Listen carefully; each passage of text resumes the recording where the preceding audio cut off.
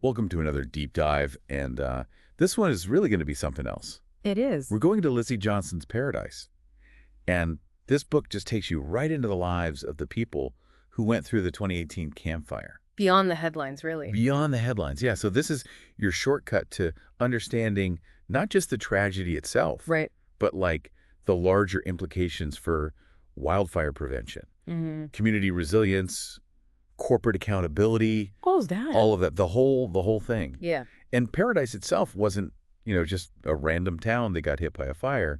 It had It had a history. it had a history, right? Yeah. Certain vulnerabilities. Yeah. Think about like a beautiful town nestled in the Sierra Nevada foothills, Yeah. known for its beauty, slower pace of life, Right. attracting a lot of retirees. Yeah. And by 2018, about 26,500 people called Paradise home. Wow. And a lot of those people may have had mobility issues Oh. or just needed help during an evacuation. Yeah, that makes sense. And then on top of that, there were only 4 main roads leading down from the ridge, Oh, wow. creating a huge potential bottleneck during a large-scale evacuation. And this wasn't just like a theoretical concern, was it? No, not at all. During a 2014 proposal to actually narrow a portion of the Skyway, the main road through town. What? I know, right? Wow. Residents like 88-year-old Mildred Esselin Oh, my gosh. actually warned the town council about this. Really? Yeah, about the potential for disaster during a fire evacuation. Wow. And her foresight is chilling when you think about what happened just a few years later. It's like they knew it was coming. Yeah, it's like a Greek tragedy where the chorus is like foreshadowing the doom. Right, exactly. But they had experienced wildfires before. They had, right? Yes, but nothing on the scale of the Camp Fire. Okay. The Humboldt Fire in 2008 came close, but it didn't prepare them for what they faced on November 8, 2018. So this is like the perfect storm then. Yeah, we're talking extremely dry conditions, Wow. low humidity, and those crazy Jarbo winds just ripping through the canyons. That hit the Jarbo winds. It was so bad. A red flag warning had been issued. And this wasn't just some fluke, was it? No, these extreme weather patterns were becoming more and more common in California, Right. directly linked to climate change. Of course. Experts and politicians were already sounding the alarm about this increasing risk. Yeah, I remember that. Yeah. So the stage was kind of set for disaster then, Oh, absolutely. long before that spark ignited the campfire. Right. And tragically, that spark came from a faulty PG&E transmission line. Right. The Caribou-Palermo line? The Caribou-Palermo line, okay. An aging line, some sections over 100 years old, running through the Feather River Canyon. 100 years old. I know, it's crazy, right? Wow. It was so old, it had actually been considered for the National Register of Historic Places. What? Really? Yeah. And it was responsible for delivering power to thousands of homes, Including Paradise. including Paradise. Yeah. Wow, and Johnson really goes into detail about this. Oh. She talks about how a contractor working on one of those towers a few years earlier actually fell when a piece of cross bracing snapped. Oh, gosh. Yeah, highlighting the state of these power lines. Yeah. If the people maintaining them are at risk, what does that mean for the people living below? Right.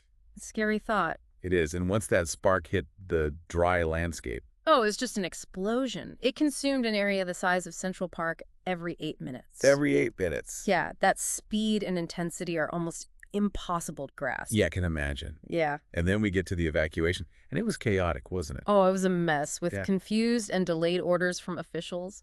What were some of the communication breakdowns? Well, Butte County relied on the coded system Okay. for emergency notifications, which depended on landlines and people signing up for alerts. Oh, wow. Not exactly ideal for an older population Nope. or a situation where cell service is failing. Because of the fire. Exactly. So you've got all these people trying to evacuate. Right. And they're not even getting good information. It was a nightmare. Oh, my gosh. And on top of that, there wasn't even a unified protocol for issuing evacuations. I know. CAL FIRE was pushing for certain evacuations early on, Right. but there was hesitation at the local level. Oh, wow. So you have this bureaucratic tangle, and it cost them precious time. Wow. Yeah. Johnson brings this to life through all these individual stories in the book. Right. And they're really the heart of what makes it so powerful. They are. Like Rochelle Sanders, for example. Oh, yeah. She gives birth just as the fire hits. Wow. And then she has to search for her family Oh, my gosh. as they're all separated in the chaos. That's awful. And then you have Kevin McKay, the bus driver, Oh, yeah.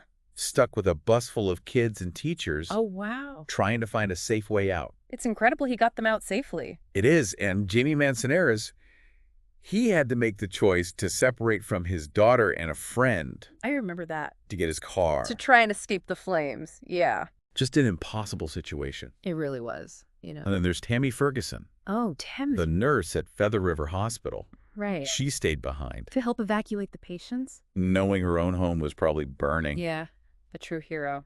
These stories are just heartbreaking, but they also show how much compassion and heroism was happening. That's right. Amidst all the fear and destruction, Yeah. there were these incredible acts of kindness and bravery. Nurses praying with dying patients, Neighbors helping the elderly. strangers sharing what little they had. Exactly. It's a real testament to the human spirit. It is. But even with all that, the campfire devastated Paradise. It did. 85 lives lost, over 18,000 structures destroyed. A whole town basically gone. It's hard to even imagine. And Johnson doesn't just stop there. She goes into the aftermath. Right. The road to recovery, which must have been just as challenging in its own way. Oh, absolutely. Imagine trying to rebuild not just the buildings, but Yeah. the lives, the community, the whole identity of Paradise. Yeah, it's a monumental task. It really is. And there were so many layers to it, you know? Like what? Well, you had the emotional toll, financial strain, Right. insurance issues, environmental concerns. It was overwhelming. And then there's the fundamental question. Yeah. Should they even rebuild in the same place? Knowing what they know now. Exactly. And Johnson captures this so well in the scene where the town council meets. Just weeks after the fire. Wow. You have these officials who've lost everything trying to figure out how to put the pieces back together. What a burden. It really was. They had to make decisions about debris removal Yeah. and navigate insurance complexities. All while dealing with their own trauma. Exactly. It shows what leadership under pressure really means. It does. And then there was the debate about how to rebuild Right. Should they try to recreate what was lost? or build something completely different. More resilient, Yeah. safer? Don't you change the whole character of the town? Exactly. It was more than just an abstract debate. These were real decisions with real consequences. For sure, Johnson talks about their plan for a more fire-resistant Paradise. With underground power lines? Wider evacuation routes, stricter building codes. That sounds expensive. It was, and that raised concerns about affordability. Right. Would a safer Paradise end up excluding people who couldn't afford to live there? That's a tough question. It is a question that's still being debated today. And all this was happening while they were dealing with PG&E, Right. who initially tried to blame the fire on arson. Yeah, or other factors, anything but themselves. But Johnson's reporting is so thorough. It is. She really lays out their negligence. Their history of safety violations, cutting corners to boost profits. It makes you wonder, when does cost-cutting become criminal? And that question was answered. It was. PG&E pled guilty to 84 counts of involuntary manslaughter. Wow. A huge moment for corporate accountability. It really was. It acknowledged the human cost of their actions. And set a precedent for future cases. Exactly. It wasn't just about punishing PG&E. It was about preventing this from happening again. Right, and it highlights how this story is about so much more than just a natural disaster. About choices. Yeah, human choices, corporate greed. And the changing climate. Exactly. And Johnson forces us to confront all of this, To think about our own roles in preventing future tragedies. both individually and as a society. And she does this partly by focusing on the experiences of the young people who lived through this. Like Faith, the high school student. Right. Struggling to cope with losing everything, her home, her community, her sense of normalcy. It's hard enough being a teenager I know. without having to deal with all that, Faith's story is a powerful reminder of how trauma can linger. especially for young people. And it underscores how important mental health resources are. And community support.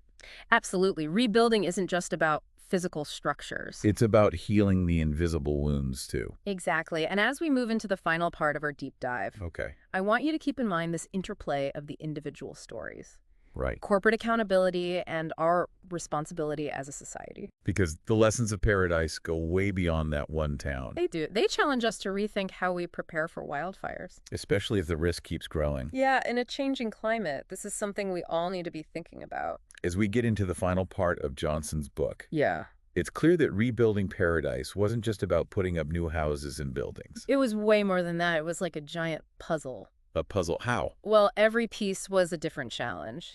Debris removal insurance claims, environmental concerns, Right. and then the really tough one, respectfully handling the remains of those who died in the fire. It's hard to even imagine all that. It's heavy stuff. Johnson doesn't shy away from any of it. She talks about the emotional weight of going through the ashes Trying to salvage anything. and facing the loss of all those memories. It's that constant back and forth between letting go and holding on. Yeah, that really stuck with me too. That's a powerful thing. It is. And while all of this was going on, they also had to make these huge decisions about the future of Paradise. Right? Like, do they even rebuild in the same place? Knowing it could happen again. Exactly. Or do they make big changes? That might change the whole feel of the town. Johnson presents all these different perspectives. What were some of them? Well, some residents were adamant about rebuilding exactly as it was. Because of their connection to the place? Yeah, their sense of community, but others felt like they needed a fresh start. For safety. For safety, right? They wanted to prioritize resilience over nostalgia. And one of the key moments in the book is when the town council unveils their rebuilding plan. Oh, yeah, their vision for a fire-resistant paradise. With all the underground power lines and wider evacuation routes. Yeah, and stricter building codes, too. But that all sounds really expensive. It was, and that's where the question of equity comes in. Right, because would a safer paradise become a place only wealthy people could afford? It's a tough question to grapple with. It is, and at the same time all of this is happening, the legal battle with PG&E is heating up. Oh, yeah, they tried to shift the blame at first. But Johnson's reporting just shuts that down, She systematically dismantles their defense exposing their negligence. and their focus on profits over safety. And remember, PG&E had a history of this, A long history. Johnson lays it all out in the book. showing how their actions led directly to the campfire. It's a powerful indictment. And ultimately, the evidence was too much. They pled guilty to 84 counts of involuntary manslaughter. Wow. A landmark case. That sent shockwaves through the corporate world. It made everyone take notice. And it raised important questions about how we hold corporations accountable. Right. Are fines and penalties enough Or do we need bigger changes? to prevent this from happening again? These are questions that go way beyond PG&E They really do. They make us think about corporate power and responsibility. and our own role in all of this. Exactly. But even with all the devastation and legal battles, Johnson never lets us forget the human side of things. She doesn't. She tells the story of Travis Wright, who came back to find his home still standing. Because of the defensible space he had created. Talk about being prepared. Right. And then he even helps his neighbors put out a fire in their house. Oh, wow. Yeah, they joke about him ruining their house by tearing out the drywall. But you can tell how grateful they were. It's a small moment, but it shows the resilience of the human spirit. The power of community. Even in the darkest times, people help each other out. And that's what stays with you after reading Paradise. It's a story of loss, but also of resilience, compassion, and the strength of the human spirit. Johnson makes us face some hard truths. About wildfire, risk corporate greed, and our responsibility to prepare for climate change. But she also gives us hope Hope that we can learn from this. and work together to prevent it from happening again. That's the takeaway. So that wraps up our deep dive into Paradise. A powerful book. We highly recommend checking it out. It will make you think. And until next time, keep learning, keep asking questions, and keep striving to make